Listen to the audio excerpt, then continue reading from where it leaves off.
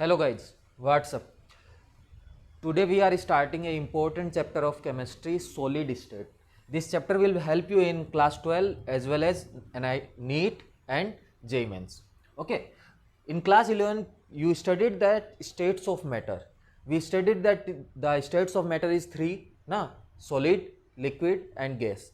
There you study about the properties of solid, definite shape, definite volume, that you already know. Okay, तो आज हम लोग start कर रहे हैं टाइप्स ऑफ सॉलिड से.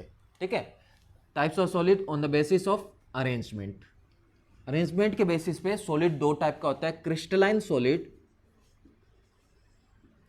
Solid and amorphous solid.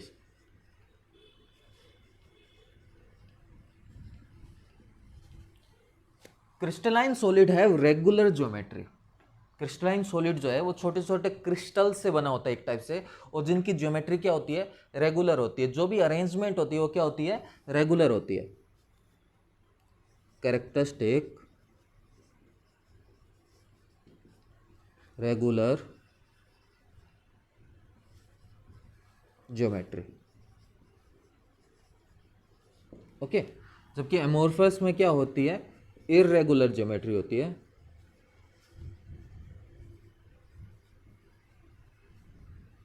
Okay, तो देखते हैं ना.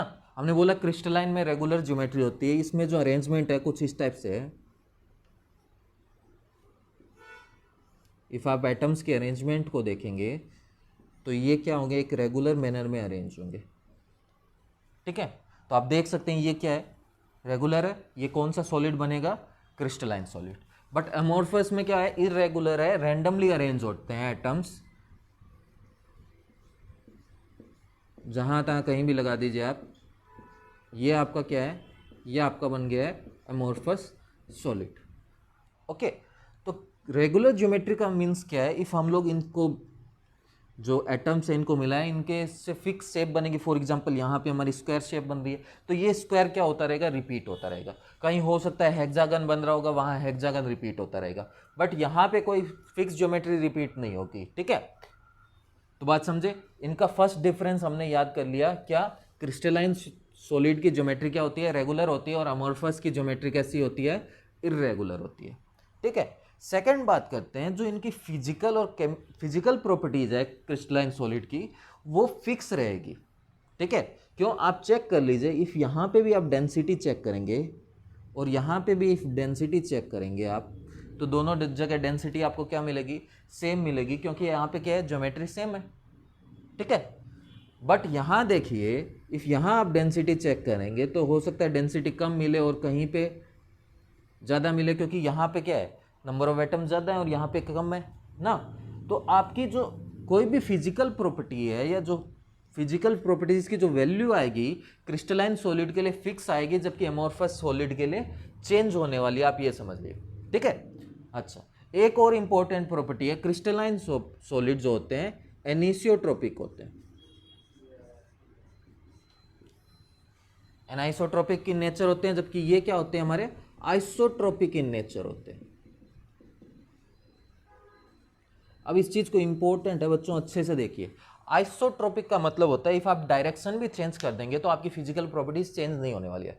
और एनाइसोट्रोपिक का मतलब इफ आप डायरेक्शन चेंज करेंगे तो फिजिकल प्रॉपर्टीज चेंज हो जाएगी. ठीक है, क्रिस्टलाइन सॉलिड कैसे है, एनाइसोट्रोपिक है. इफ आप डायरेक्शन चेंज करेंगे तो फिजिकल प्रॉपर्टीज चेंज हो जाएगी. Physical properties for example refractive index.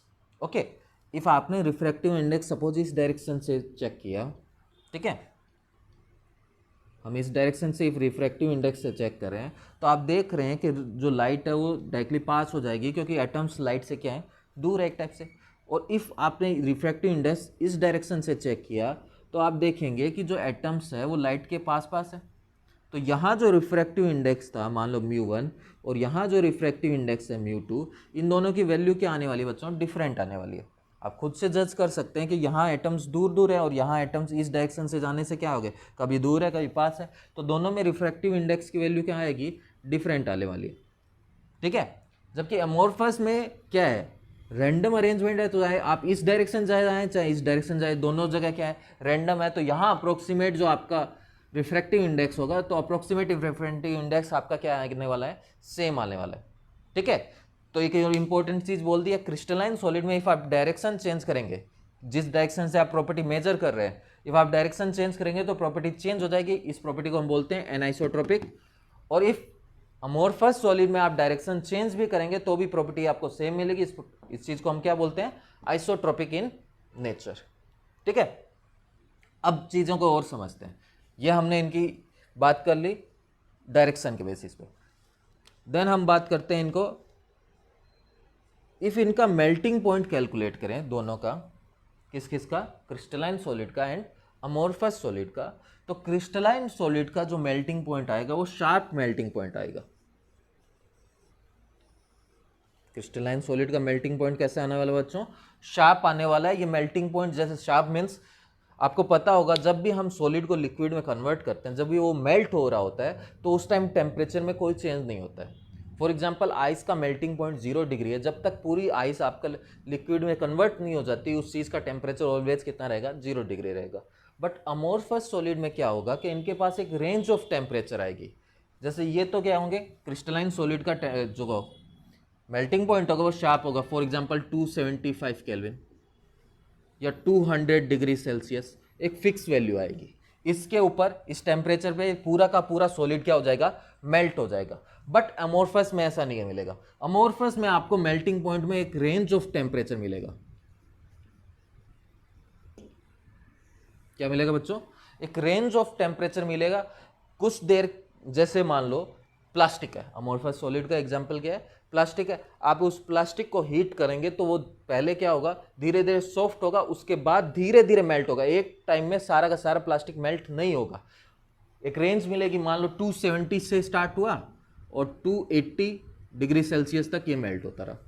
तो एक रेंज मिलेगी आपको। क्यों, क्योंकि आप समझ रहे हैं कहीं पे एटम्स के क्लोज है, कहीं एटम्स दूर दूर है, तो ज्योमेट्री इरेगुलर है। तो यहाँ जहाँ एटम क्लोज है वहाँ मेल्टिंग पॉइंट ज़्यादा होगा, और जहाँ एटम्स दूर दूर है वहाँ मेल्टिंग पॉइंट क्या होने वाला है, कम होने वाला है। तो यहाँ क्या मिलेगी, अब आपको एक रेंज ऑफ टेम्परेचर मिलेगी। इस रेंज ऑफ टेम्परेचर पे वो पहले क्या होगा, धीरे धीरे सॉफ्ट होगा और उसके बाद क्या हो जाएगा, वो मेल्ट हो जाएगा। ठीक है, तो ये देखा। देन इनके ऑर्डर की बात करें तो क्रिस्टलाइन सॉलिड में जो आपका ऑर्डर होता है वो लॉन्ग रेंज ऑर्डर होता है। क्या होता है, long range order. Long range order से हमारा मतलब क्या है कि जो आपकी ये जो लाइन स्टार्ट हो रही है, जो एटम्स की अरेंजमेंट स्टार्ट हो रही है, ये दूर तक ऐसी चलती रहेगी। फॉर एग्जांपल ये जैसे स्टार्ट हुआ, इसके नीचे यही है, सेम इसके नीचे ये, अब नीचे जाते रहेंगे, ये ऑर्डर मिलता रहेगा। बट यहाँ क्या है, मान लो ये 3 एक लाइन में आए, उसके बाद ये आए, उसके बाद ये ब्रेक हो जाएगा। इसमें शॉर्ट रेंज ऑर्डर होगा। ठीक है, अमोर्फस सॉलिड कैसे होते हैं हमारे, शॉर्ट रेंज ऑर्डर होते हैं।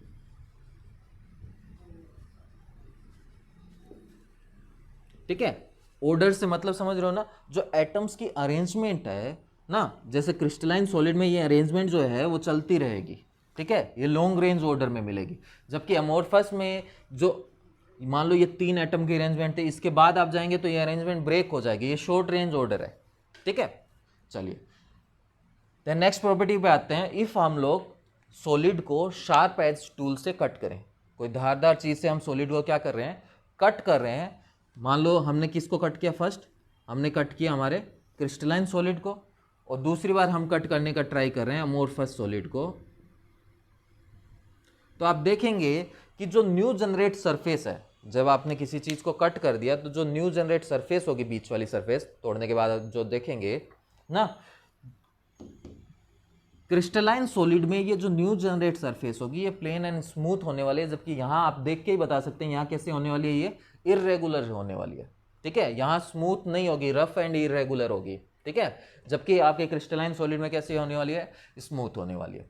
ठीक है, और एक प्रॉपर्टी और डिस्कस कर लेते हैं। इफ हीट ऑफ फ्यूजन की बात करें, आप खुद से बता सकते हैं कि क्रिस्टलाइन में प्रॉपर्टी हमेशा फिक्स रहती है। ठीक है, क्रिस्टलाइन सॉलिड में हीट ऑफ फ्यूजन डेफिनेट होगा, जबकि इसमें डेफिनेट नहीं होने वाला है। ठीक है, तो इन प्रॉपर्टीज को हम लोग एक साथ लिख लेते हैं। तो बच्चों मैं 3 कॉलम बना देता हूं। फर्स्ट मेरा कॉलम है प्रॉपर्टी का, सेकंड प्रॉपर्टी क्रिस्टलाइन सॉलिड के रेस्पेक्ट में क्या होने वाली है, और थर्ड मेरा कॉलम है अमोर्फस सॉलिड के रेस्पेक्ट में क्या होना है। ठीक है। फर्स्ट है मेरा प्रॉपर्टी शेप। तो आपको याद होगा क्रिस्टलाइन सॉलिड जो है उसकी शेप क्या होती है, रेगुलर होती है।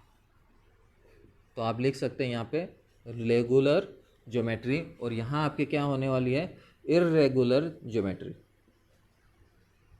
ठीक है, regular geometrical shape and irregular geometrical shape. ठीक है। सेकंड बात कर रहे हैं हम लोग मेल्टिंग पॉइंट की।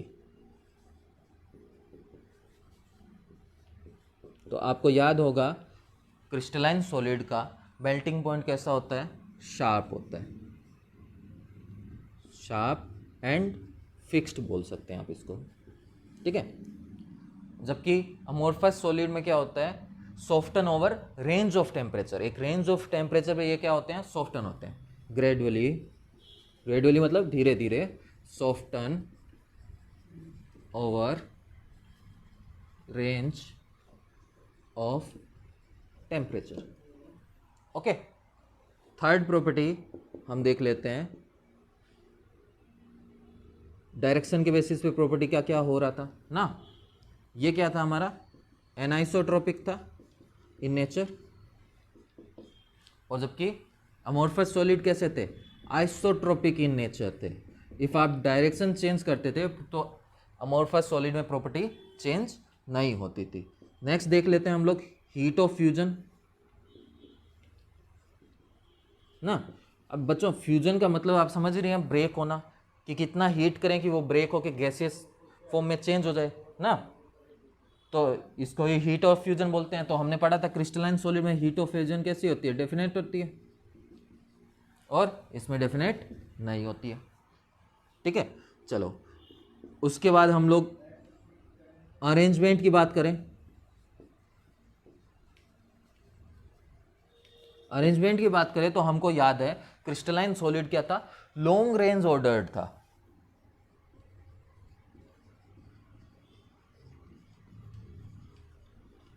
जबकि हमारा जो अमोर्फस सॉलिड है वो कैसा है, हमारा शॉर्ट रेंज ऑर्डर्ड। ठीक है। उसके अलावा हम और क्या देख सकते हैं, कटिंग देख सकते हैं ना। इफ हम लोग इसको कट करें, प्रॉपर्टी का नाम कट लिख सकते हैं आप। ठीक है। क्रिस्टलाइन में क्या लिखेंगे, when we cut crystalline solid from sharp edge tool the newly generate surface is smooth and plane. तो जो आपकी न्यू जनरेट सरफेस है वो कैसी है, स्मूथ एंड प्लेन है। ठीक है। और जबकि यहां पे कैसे होने वाली है, रफ एंड इरेगुलर। तो जो आपको सरफेस मिलने वाली है वो रफ एंड इरेगुलर मिलने वाली है। तो ये हमने सॉलिड्स को क्लासिफाई कर लिया अरेंजमेंट के बेसिस पे, कौन कौन से, क्रिस्टलाइन और अमोर्फस। ठीक है। इफ हम उनको कंस्टिट्यूएंट पार्टिकल्स या फोर्स ऑफ अट्रैक्शन के ऊपर क्लासिफाई करें, मतलब जिस पार्टिकल से वो बना है, कंस्टिट्यूएंट पार्टिकल्स क्या है, या फिर उसके अंदर जो फोर्स ऑफ अट्रैक्शन है, तो वो अभी क्लासिफिकेशन हम सॉलिड्स की अभी देखेंगे। हाँ तो बच्चों हम क्या देखने वाले थे, classification of solid on the basis of constituent particles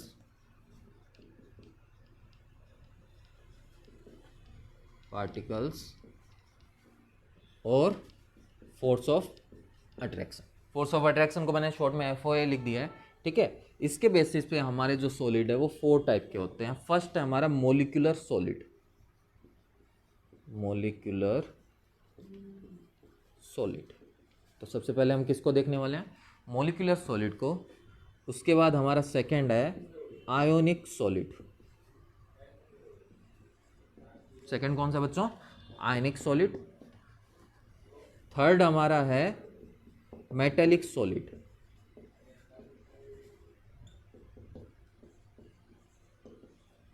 और फोर्थ हमारा है covalent network solid.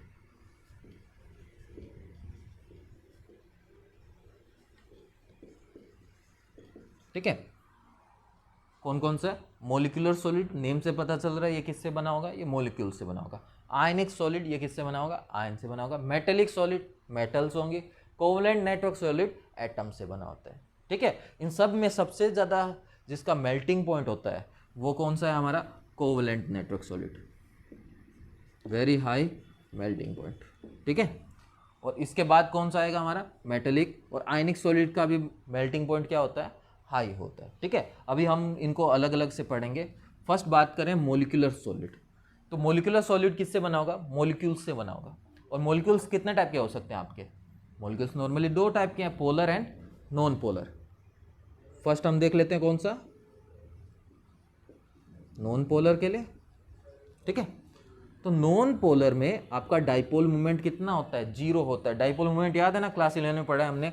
For example ये हमारा HCl है, तो यहाँ पे पार्शियली नेगेटिव चार्ज आएगा, यहाँ पे पॉजिटिव पॉजिटिव आएगा ना, तो इसको हम ऐसे डाइपोल भी दिखाते थे।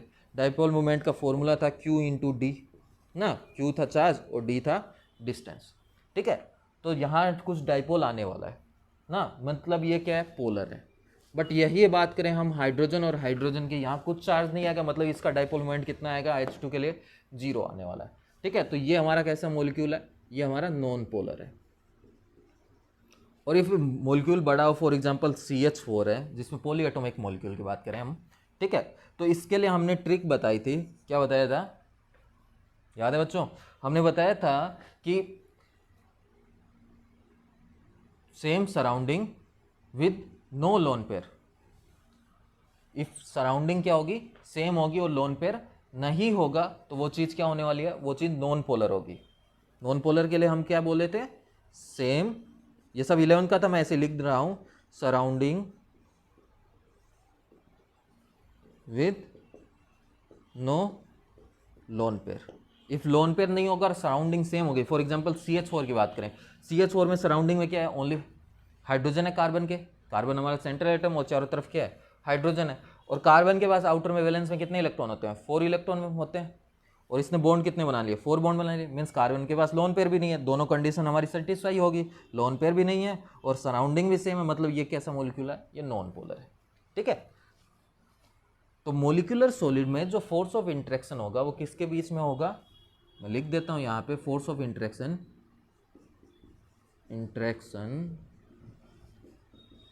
बिटवीन मोलिक्यूल्स, या तो मोलिक्यूल्स के बीच में होगा और नॉन पोलर एटम। ध्यान रखिए बच्चों कि जो हमारी नोबल गैसेज होती है वो मोलिक्यूल नहीं फॉर्म करती है, नोबल गैसेज किसी के साथ कंपाउंड नहीं फॉर्म करती है। तो इफ हमारी नोबल गैसेज भी सॉलिड फॉर्म में मिलेगी तो वो किसके अंडर आएगी, हमारी मोलिकुलर सॉलिड के अंदर आएगी, क्योंकि हीलियम का एटम भी He होता है और मोलिक्यूल भी He होता है। इफ कोई पूछे हीलियम का मोलिक्यूल का फॉर्मूला क्या है, तो He है, और एटम का भी फॉर्मूला He है, ठीक है। हाँ, तो हम बात करते हैं नॉन पोलर की। तो नॉन पोलर के एग्जाम्पल लिख लेते हैं। फॉर एग्जाम्पल हमारा H2 हो गया, Cl2 हो गया, या जितनी भी हमारी नोबल गैसेज हो गई, नियोन हो गया, आर्गन हो गया, ये सब किसके एग्जाम्पल है, नॉन पोलर के एग्जाम्पल है। अब इनके अंदर डाइपोल मोमेंट 0 है हमारा। तो आपका फोर्स ऑफ अट्रैक्शन की बात करें तो फोर्स ऑफ अट्रैक्शन का नाम है, इनके अंदर जो फोर्स ऑफ अट्रैक्शन होता है वो वीक होता है, ठीक है, क्योंकि कोई चार्जेस नहीं है। फोर्स ऑफ अट्रैक्शन का नाम क्या है हमारा, वान डर वाल्स फोर्स, या जिसका दूसरा नाम है हमारा लंदन फोर्स, ठीक है। तो नाम याद रखना, वान डर वाल फोर्स, या फिर क्या नाम है इसका, लंदन फोर्स। अब ये फोर्स ऑफ अट्रैक्शन वीक होता है, वीक होने की वजह से इनका जो मेल्टिंग पॉइंट होता है वो वेरी लो होता है। मेल्टिंग पॉइंट कैसा होता है इनका, वेरी लो होता है, बहुत कम होता है, ठीक है।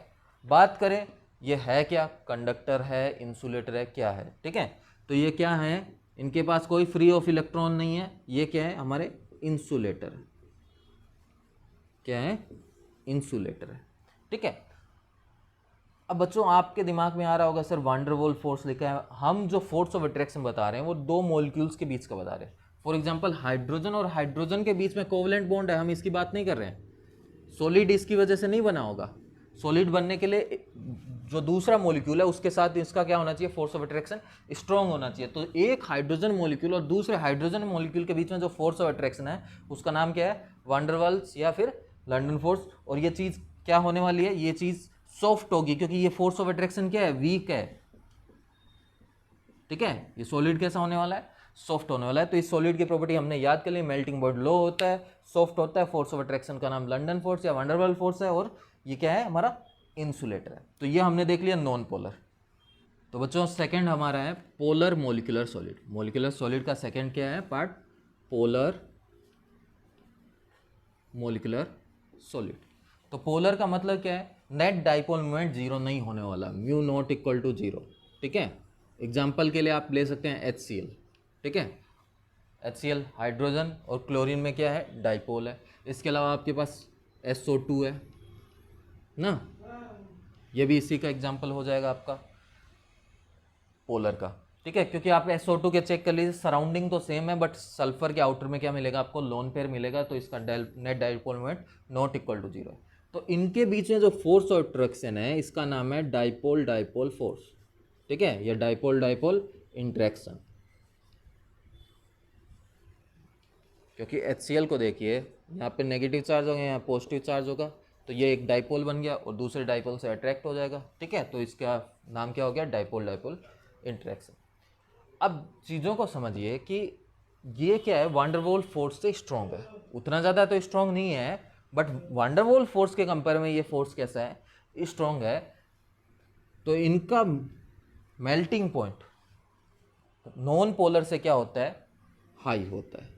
ठीक है, तो इसके लिए मैं लो लिख देता हूँ। पिछले वाले में मैंने क्या सोचा था कि जो हमारा नॉन पोलर है उसका मेल्टिंग पॉइंट क्या है? वेरी लो है, तो इसको क्या लिख दिया हमने? लो। उसके कंपेयर में ये क्या है? ज़्यादा है। एक्चुअली में तो कम ही है, लो ही है, बट नॉन पोलर के कंपेयर में क्या है? ज़्यादा है। ठीक है, वीक ऑफ जो हमारा अट्रैक्शन है वो वीक है ना, तो ये भी चीज़ें क्या होने वाली है? सॉफ्ट होने वाली है। और यहाँ भी ये भी क्या है? हमारा इंसुलेटर है, क्योंकि हमारे पास कोई भी फ्री इलेक्ट्रॉन नहीं है। ठीक है, आप देख लीजिए HCl को ना, जो हाइड्रोजन का भी ऑक्टेट कंप्लीट हो गया, क्लोरीन का भी ऑक्टेट कंप्लीट हो गया, अब इनके पास कोई भी फ्री इलेक्ट्रॉन नहीं है। ठीक है, इलेक्ट्रिसिटी किस वजह से फ्लो होती है? हमारे फ्री इलेक्ट्रॉन की वजह से, तो यहाँ पे कोई भी इलेक्ट्रॉन फ्री नहीं है, तो यहाँ ये भी क्या है? हमारा इंसुलेटर है। मोलिकुलर सॉलिड के अंदर जो थर्ड है वो है हमारा हाइड्रोजन बॉन्डेड। अब तो हाइड्रोजन बॉन्ड बच्चों आपको पता है कौन बनाता है? हाइड्रोजन बॉन्ड हाइड्रोजन बनाता है इफ वो हाइड्रोजन नाइट्रोजन ऑक्सीजन या फ्लोरीन से अटैच है। ठीक है, इफ ये हाइड्रोजन किसी नाइट्रोजन ऑक्सीजन या फ्लोरीन से अटैच है तभी ये हाइड्रोजन बॉन्ड बना सकता है। किसके साथ बनाता है? ये नाइट्रोजन ऑक्सीजन फ्लोरीन के साथ बनाता है। एग्जाम्पल के लिए आप लिख सकते हैं आइस। वाटर मत लिखना बच्चों, हम पढ़ रहे हैं सॉलिड। ठीक है, मोलिकुलर सॉलिड, तो आपके लिए एग्जाम्पल क्या हो जाएगा? आइस हो जाएगा। आइस का फॉर्मूला क्या होता है बच्चों? आइस का फॉर्मूला H2O। यहाँ पे हमारे पास हाइड्रोजन भी है जो ऑक्सीजन से अटैच है और ऑक्सीजन भी है, तो एक वाटर मॉलिक्यूल और जो दूसरा वाटर मॉलिक्यूल है इनके बीच में क्या फॉर्म हो जाएगा? हाइड्रोजन बॉन्ड, क्योंकि इसकी पोलैरिटी हाई ना, ये नेगेटिव हो जाएगा, ये क्या हो जाएगा? पॉजिटिव हो जाएगा, यहाँ हमारा आ जाएगा हाइड्रोजन बॉन्ड। तो दो मॉलिक्यूल के बीच में यहाँ पे कौन सा फोर्स ऑफ अट्रैक्शन है? हमारा हाइड्रोजन बॉन्ड। ठीक है, तो अभी तक जो दोनों पढ़े थे हमने, force of attraction, dipole dipole interaction and London force, इनके कंपेयर में ये क्या है? स्ट्रॉन्ग है। ठीक है, चीज़ें ये भी सॉफ्ट ही होने वाली है, ज़्यादा हार्ड नहीं होगा। ठीक है, और इसका मेल्टिंग पॉइंट भी कैसे होने वाला है? लो ही है, बट उन दोनों के कंपेयर में हाई होगा। ठीक है, और यहाँ भी हमारे पास फ्री इलेक्ट्रॉन है नहीं, तो ये भी क्या हमारा? इंसुलेटर है। ठीक है, ये भी क्या है? इंसुलेटर है। तो हमने मोलिकुलर सॉलिड कंप्लीट कर दिया। सेकंड है हमारा आयनिक सॉलिड। तो सेकंड है हमारा आयोनिक सॉलिड। तो आयनिक सॉलिड में जो कंस्टिट्यूएंट पार्टिकल्स है, जैसे मोलिकुलर सॉलिड में कंस्टिट्यूएंट पार्टिकल्स क्या आते हैं? मॉलिक्यूल्स, क्योंकि मोलिकुलर सॉलिड मॉलिक्यूल से बनता था। और आयनिक सॉलिड का कंस्टिट्यूएंट पार्टिकल्स क्या होंगे बच्चों? आयंस। और आयंस आपको पता है दो टाइप के होते हैं। पॉजिटिव चार्ज आयन को हम कैटायन बोलते हैं, नेगेटिव चार्ज आयन को हम लोग एनायन बोलते हैं। तो आप आयंस की जगह कैटायन एंड एनायन भी लिख सकते हैं। तो आपको याद होगा, फिजिक्स में आपने पढ़ा भी है, दो चार्जेस के बीच में जो फोर्स ऑफ अट्रैक्शन है वो थोड़ा स्ट्रॉन्ग होता है, और उसका नाम क्या था? इलेक्ट्रोस्टैटिक या कूलम्बिक फोर्स ना। तो आयनिक सॉलिड सोचते ही दिमाग में NaCl आता है, Na चार्ज पॉजिटिव, Cl भी माइनस। तो ये चार्जेस के बीच में जो फोर्स ऑफ अट्रैक्शन है इसका नाम क्या है? इलेक्ट्रोस्टैटिक फोर्स, जिसका दूसरा नाम है कूलम्बिक फोर्स। ओके, तो ये फोर्स ऑफ अट्रैक्शन हमारे पीछे वाले फोर्स ऑफ अट्रैक्शन के कंपेयर में क्या होता है? स्ट्रॉन्ग होता है। तो इनका मेल्टिंग पॉइंट कैसे होने वाला है? मेल्टिंग पॉइंट इनका हाई होगा। ठीक है, मेल्टिंग पॉइंट क्या होगा? हाई होगा। क्या लगता है बच्चों, आयनिक सॉलिड क्या होने वाले हैं हमारे, इंसुलेटर होंगे या कंडक्टर होंगे, NaCl। बच्चों दिमाग में लगता है कि Na पे चार्ज प्लस है, Cl पे माइनस है, ये हमारा कंडक्टर होने वाला है, पर आप गलत हैं, ये होगा इंसुलेटर। क्योंकि आप समझिए, इफ हम NaCl को लेते हैं तो Na का कॉन्फ़िगरेशन आपको याद होगा 281, क्लोरीन का था 287, तो इसने एक इलेक्ट्रॉन डोनेट किया इसको, तो ये बन गया Na प्लस और ये बन गया Cl माइनस। इसका कॉन्फ़िगरेशन हो गया 28 और इसका हो गया 288, तो इसके आउटर में भी 8 इलेक्ट्रॉन है, इसके आउटर में भी 8 इलेक्ट्रॉन है, कोई इलेक्ट्रॉन फ्री नहीं है। ऑक्टेट कंप्लीट हो गया है, क्लोरीन के आउटर में 8 इलेक्ट्रॉन है, बट क्लोरीन क्यों 8 इलेक्ट्रॉन में से अपना इलेक्ट्रॉन देना चाहेगा, इलेक्ट्रॉन नहीं देगा, वो वहाँ पे इलेक्ट्रॉन फ्री नहीं है। तो NaCl कैसा है, NaCl इंसुलेटर है, कब, जब वो सॉलिड है। बट आप उसको पानी में डाल दे या उसको मेल्ट कर दे, तब आपके आयंस फ्री हो जाएंगे, Na and Cl ions free हो जाएंगे, तो आयंस मूव करेंगे तो वहाँ क्या हो जाएगा, ये कंडक्टर बन जाएगा। तो हम लिख रहे हैं insulator in solid form but conductor in molten और aqueous form। ठीक है, इफ आपने इसको मेल्ट कर दिया या पानी में डाल दिया तो Na and Cl ions free हो जाएंगे, Na plus and Cl minus ion move करेंगे, उसकी वजह से आपका इलेक्ट्रिसिटी फ्लो हो जाएगी, तो उस टाइम पे ये क्या हो जाएगा, कंडक्टर हो जाएगा। बट सॉलिड फॉर्म में ये कैसा है, इंसुलेटर है। ठीक है, चलो, तो ये आपने पढ़ लिया। आपको आयनिक सॉलिड की प्रॉपर्टी पता है, आयनिक सॉलिड कैसे होते हैं, हार्ड होते हैं। ठीक है, क्योंकि फोर्स ऑफ अट्रैक्शन कैसा है, स्ट्रॉन्ग है। हार्ड होते हैं बट ब्रिटल होते हैं, मेलिएबल नहीं होते। इफ आप उसके ऊपर फोर्स अप्लाई करेंगे तो आयनिक सॉलिड ब्रेक हो जाएंगे। जो नमक है हमारा, इफ आप उसके ऊपर फोर्स अप्लाई करेंगे तो वो नमक ब्रेक हो जाएगा, शीट्स नहीं बनेंगे उसकी, मेटल की तरह मेलिएबल नहीं होता है। ठीक है, चलो मेटल की बात आ रही है तो थर्ड हमारा है मेटेलिक सॉलिड। मेटेलिक सॉलिड, तो मेटेलिक सॉलिड क्या है, एग्जाम्पल में आप मेटल्स लिख सकते हैं, कोई सी भी मेटल लिख दीजिए, आयरन, एल्यूमिनियम ना, कॉपर। अच्छा, आयनिक सॉलिड का एग्जाम्पल तो आप बच्चों खुद से लिख सकते हैं, लिखने का मन हो लिख लीजिए, NaCl एक तो हमने बताया था, CaF2 ना, कोई सा भी आयनिक सॉलिड लिख दीजिए, MgCl2। चलिए मेटेलिक सॉलिड की बात करें, मेटल्स के बारे में आपने पढ़ा है, मेटल्स की टेंडेंसी क्या होती है, मेटल्स ऑलवेज इलेक्ट्रॉन डोनेट करती है। ठीक है, तो मेटेलिक सॉलिड को हम कैसे डिफाइन करेंगे, positive charge ion surrounded by delocalised sea of electrons. आप समझने का ट्राई करिए, जो हमारा मेटेलिक सॉलिड है ना, ये मान लो मैंने आयरन का कोई ब्लॉक लिया, तो इसके अंदर जो सारे आयरन के एटम होंगे ना, और आयरन के एटम की टेंडेंसी क्या होती है, वो क्या करता है, इलेक्ट्रॉन डोनेट करता है। तो जब वो इलेक्ट्रॉन डोनेट करेगा तो वो हमारे आयन में चेंज हो जाएगा, इधर Fe+2 बनेगा या फिर Fe+3 बनेगा। ठीक है, तो मेटल ने क्या किया, इलेक्ट्रॉन डोनेट किया, तो वो क्या बन गया हमारा, कैटायन, या इसको बोल दीजिए पॉजिटिव चार्ज आयन। और यहाँ पे बहुत सारे क्या हो जाएंगे, इलेक्ट्रॉन हो जाएंगे। ठीक है, और इतने ज़्यादा इलेक्ट्रॉन हो जाएंगे, इसलिए हमने वर्ड क्या यूज़ किया, सी ऑफ इलेक्ट्रॉन, डीलोकलाइज इलेक्ट्रॉन।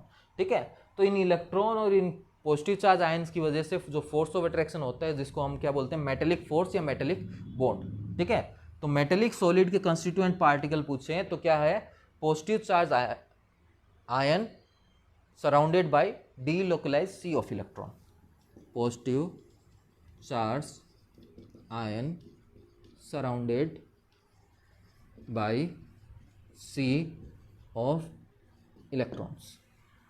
ठीक है, अब इनके अंदर जो फोर्स ऑफ अट्रैक्शन है, बचपन से पढ़ा होगा आपने, मेटल्स के बीच में जो फोर्स ऑफ अट्रैक्शन है उसका नाम ही है मेटेलिक बॉन्ड। और ये क्या होता है, ये स्ट्रॉन्ग होता है ना, तो इनका मेल्टिंग पॉइंट क्या होने वाला है, हाई होने वाला है। आयनिक सॉलिड से भी इनका मेल्टिंग पॉइंट क्या होगा, ज़्यादा होगा। ये क्या होते हैं, हमारे हार्ड होते हैं, मेटल सॉफ्ट तो नहीं होती। और इसकी कुछ कुछ प्रॉपर्टी आपको याद होगी, मेटल क्या होती है, डक्टाइल होती है, आप उसके वायर्स बना सकते हैं, मेलिएबल होती है, उसकी थिन शीट बना सकते हैं। ठीक है, अब बात करें कंडक्टिविटी की, यहाँ आप देख रहे हैं इन मेटल्स ने क्या किया, इलेक्ट्रॉन डोनेट किए, तो यहाँ पे हमारे पास क्या है, फ्री इलेक्ट्रॉन है ना, सारी मेटल्स ने इलेक्ट्रॉन लूज करके पॉजिटिव चार्ज आयन में कन्वर्ट हो गई है, तो यहाँ हमारे पास क्या है, फ्री इलेक्ट्रॉन है। तो मेटेलिक सॉलिड कैसा होता है, मेटेलिक सॉलिड कंडक्टर होता है। ठीक है, तो अभी तक जो भी पढ़ा हमने उसमें कंडक्टर कौन था, सॉलिड फॉर्म में मेटेलिक सॉलिड कंडक्टर है। ठीक है, आयनिक सॉलिड भी सॉलिड फॉर्म में कंडक्टर नहीं था।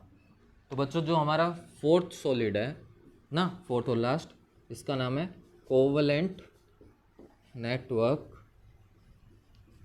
सॉलिड। अब कोवलेंट नेटवर्क सॉलिड क्यों बोला? नेटवर्क इसलिए बोला क्योंकि इसके जो मॉलिक्यूल्स, इसका जो सॉलिड होता है वो बहुत बड़ा होता है, जाइंट मॉलिक्यूल फॉर्म होते हैं। ठीक है, क्या फॉर्म होते हैं? जाइंट फॉर्म होता है, बहुत बड़ा नेटवर्क होता है, इसलिए इस यहाँ पे नाम क्या यूज कर लिया हमने? नेटवर्क यूज किया। और कोवलेंट से आपको पता ही चल ही रहा है, इसके बीच में जो फोर्स ऑफ अट्रैक्शन है उसका नाम क्या है? Covalent bond. ठीक है, यहाँ जो हमारा फोर्स ऑफ अट्रैक्शन है वो कौन सा है? कोवलेंट बॉन्ड है। ठीक है, अब बात करते हैं कंस्टिट्यूएंट पार्टिकल्स की। कंस्टिट्यूएंट पार्टिकल्स, जैसे मोलिकुलर सॉलिड मोलिक्यूल से बनता था, आयनिक सॉलिड आयन से बनता था, और metallic solid positive charge ion surrounded by sea of electron से बनता था। वैसे ही हमारा कोवलेंट नेटवर्क सॉलिड एटम से बनता है। कोवलेंट नेटवर्क सॉलिड किससे बनता है बच्चों? एटम से बनता है। एग्जाम्पल में आप याद कर सकते हैं डायमंड। ठीक है, तो बच्चों डायमंड की आपको स्ट्रक्चर याद भी होगी। इसके अलावा SiC एग्जाम्पल में याद कर सकते हैं। डायमंड में क्या था? एक कार्बन एटम 4 कार्बन एटम से बॉन्डेड था ना, टेट्राहेड्रल शेप बनती थी। अब ये एटम फिर 4 कार्बन एटम से बॉन्डेड होगा। ठीक है, ये एटम फिर से 4 से बॉन्डेड होगा, तो इस टाइप से कुछ कुछ चलता रहता था ना बच्चों। तो इस टाइप से डायमंड की शेप बन जाती थी। अब इसके बारे में समझिए, ये जो जॉइंट मॉलिक्यूल है इसके बीच में जो सारे एटम्स के बीच में जो फोर्स ऑफ अट्रैक्शन है वो कौन सा है? हमारा कोवलेंट बॉन्ड। ठीक है, मॉलिक्यूलर सॉलिड के भी अंदर मॉलिक्यूल्स के बीच में जो फोर्स ऑफ अट्रैक्शन था ना, वो क्या था? कोवलेंट बॉन्ड था।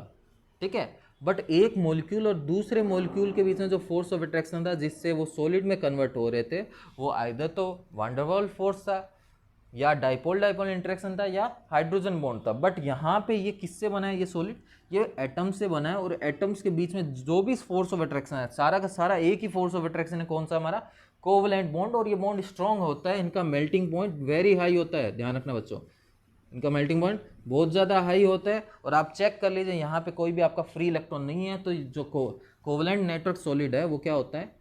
इंसुलेटर होता है। बट बच्चों एक एक्सेप्शन है, ध्यान रखिएगा। ठीक है, एक्सेप्शन क्या है? हमारा ग्रेफाइट। ग्रेफाइट भी हमारा कोवलेंट नेटवर्क सॉलिड है। ठीक है, ग्रेफाइट की आपने स्ट्रक्चर देखी होगी क्लास 10 में ना, हेक्सागोनल रिंग्स थी ना, और ये जो हेक्सागोनल रिंग्स एक प्लेन फॉर्म करी थी और नीचे भी एक प्लेन था। ठीक है, यहाँ में कार्बन एटम ने कितने कार्बन से बॉन्ड बनाया? 3 कार्बन से, और कार्बन के आउटर में कितने इलेक्ट्रॉन होते हैं? 4। यहाँ पे एक इलेक्ट्रॉन क्या है? फ्री है। तो ये इलेक्ट्रॉन क्या है? फ्री है। इस वजह से ये क्या हो जाएगा? हमारा कंडक्टर होने वाला है ग्रेफाइट। और सेकंड क्या था?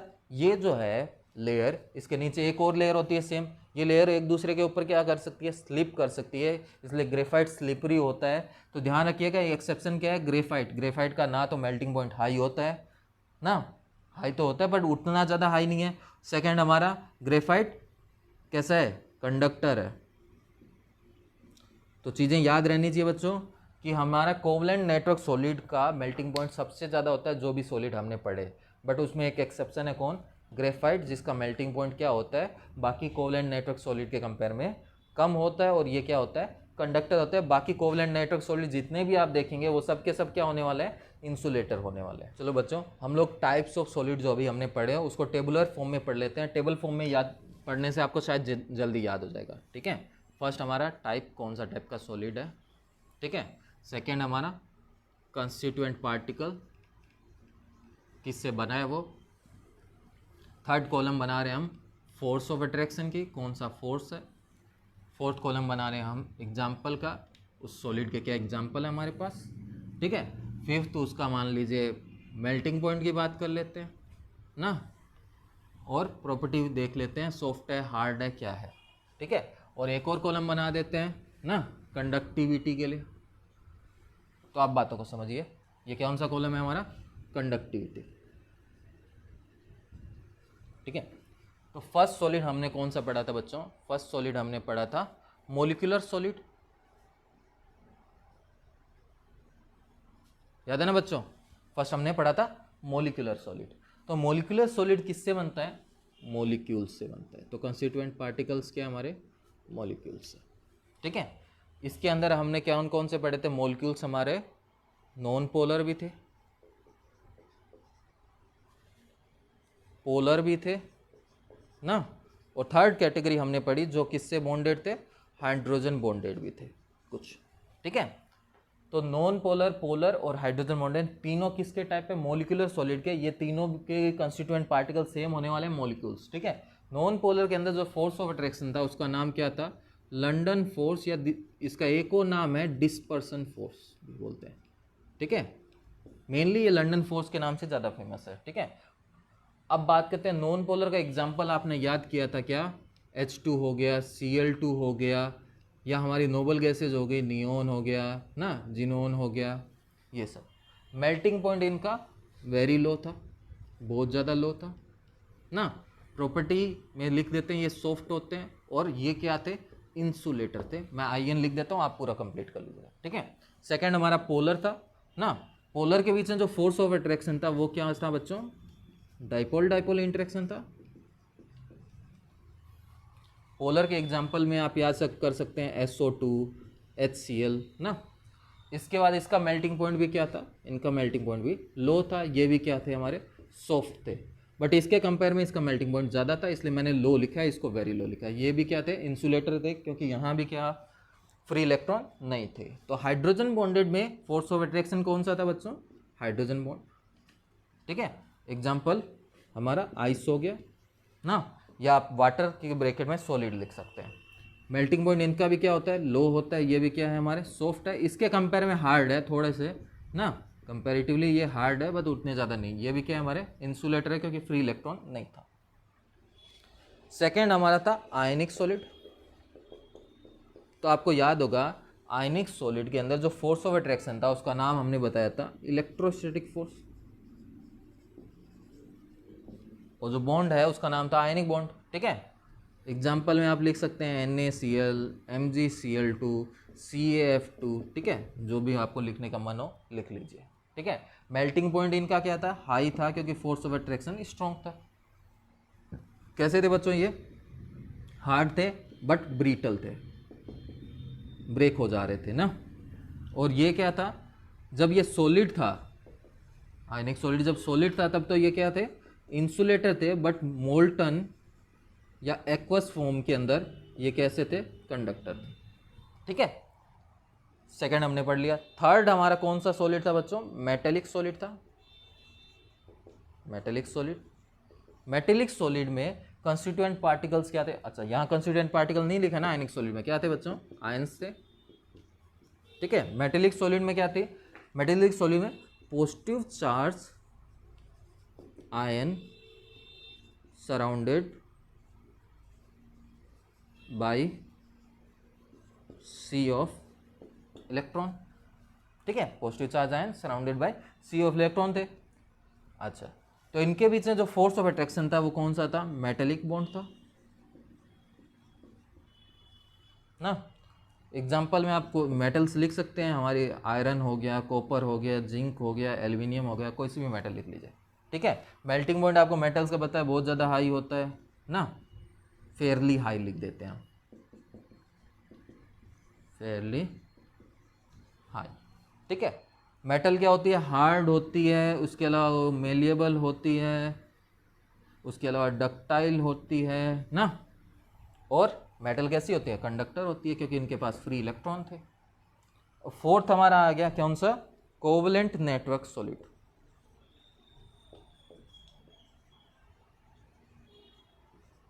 तो covalent network solid constituent particles क्या थे, एटम्स। किससे बनता था, एटम्स से बनता था, ठीक है। फोर्स ऑफ अट्रैक्शन क्या था, कोवलेंट बॉन्ड था, ठीक है बच्चों। और एग्जाम्पल में आपको याद होगा डायमंड हो गया हमारा, ठीक है। इसके अलावा SiC था, और एक एक्सेप्शन हमने बताया था कौन सा, कार्बन। कार्बन किस फॉर्म में, ग्रेफाइट की फॉर्म में। आपको याद होगा डायमंड भी एक टाइप का कार्बन ही है, ठीक है, और ग्रेफाइट भी कार्बन ही है।